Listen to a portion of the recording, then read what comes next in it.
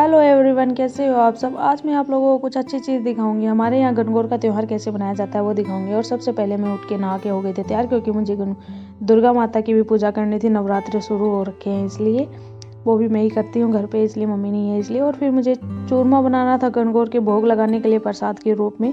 हमारे यहाँ चूरमा ही बनाया जाता है, इसलिए मैं चूरमा बनाने के लिए आ गई हूँ। और चूरमे के लिए मोटी मोटी रोटियाँ बनाई जाती है, उन्हें अच्छे से सेकना है और फिर उन्हें ठंडे होने के बाद छोड़ दिया जाता है।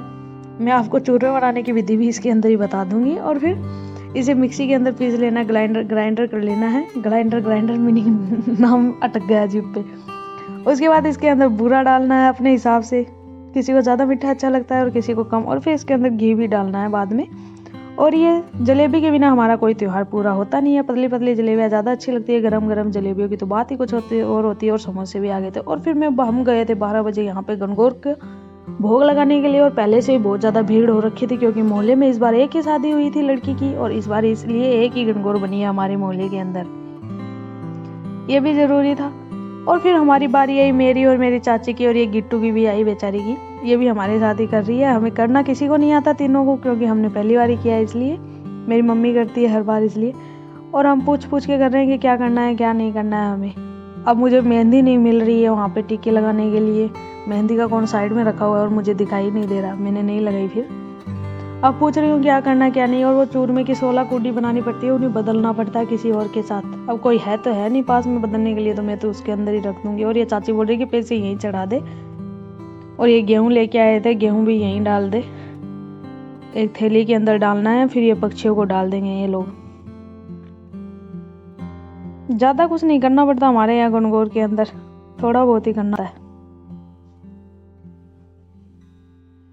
और ये मैं चूरमे को मिला रही हूँ। मैंने कूड़ी तो चेंज की नहीं, इतना टाइम नहीं था, क्योंकि और लोग भी खड़े थे मैं भोग लगाने के लिए कतार में, मैंने और मेरी चाची ने। और इसके अंदर से थोड़ा सा ले लिया था हमने घर ले जाने के लिए भोग में, बदलने के लिए बदला तो है नहीं, इसलिए इसमें से थोड़ा बहुत उठा लिया हम दोनों ने।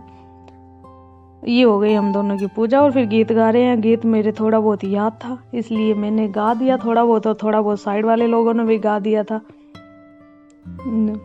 और ये दादी मुझे कह रही है कि जल्दी करो। तो मुझे गुस्सा आ गया थोड़ा सा कि मम्मी क्यों करें जल्दी, आप क्यों नहीं कर सकते, पहले भी तो लोग बैठे हुए थे इसलिए। और ये शाम को आ गई थी फिर से बारिश, और आज तो बहुत ज़्यादा ही बारिश आई थी तेज, उसके साथ ओले भी आए थे। मानसून तो अभी आ गया हमारे यहाँ तो राजस्थान के अंदर। और फिर शाम को हमारी हो गई गणगौर तैयार जाने के लिए। अब गणगौर को विदाई देंगे। और इसने बनाई थी, इसकी शादी हुई थी इस बार, इसलिए इसने बनाई थी गणगौर। अब ये हम सब लोग जा रहे हैं गणगौर को। और ये सब हमारे मोहल्ले की परिया रूपवंतियाँ तैयार हो के जा रही है, और हमने तो कुछ किया ही नहीं है इसलिए। और ये यहाँ पे कर रही है, फेरी लगा रही है कुएं की, 4 फेरी लगाएगी। उसके बाद गणगौर को कुएं के अंदर छोड़ना है। अब हमारी गणगौर लेगी हमसे विदा। बेटी गणगौर को इतने दिन तो इतने प्यार से रखते हैं, और उसके बाद इसे कुएं में धमका देते हैं। हमारे यहाँ कुएं में गिरना नहीं बोलते हैं, हमारे यहाँ धमकाना बोलते हैं, कि धमका दिया कुएं के अंदर। और इसे डर लग रहा है कि मैं ना गिर जाऊं कुएं के अंदर। अब इसे कैसे पता कि ऐसे कैसे गिरेगी तू, इसे कौन समझाए। और इसकी गणगौर सीधी गई है फिर भी। ये हो गई हमारी गणगौर की खत्म कहानी। ऐसे बनाया जाता है हमारे यहाँ गणगौर। अगर वीडियो अच्छी लगी तो चैनल को सब्सक्राइब कर दीजिए।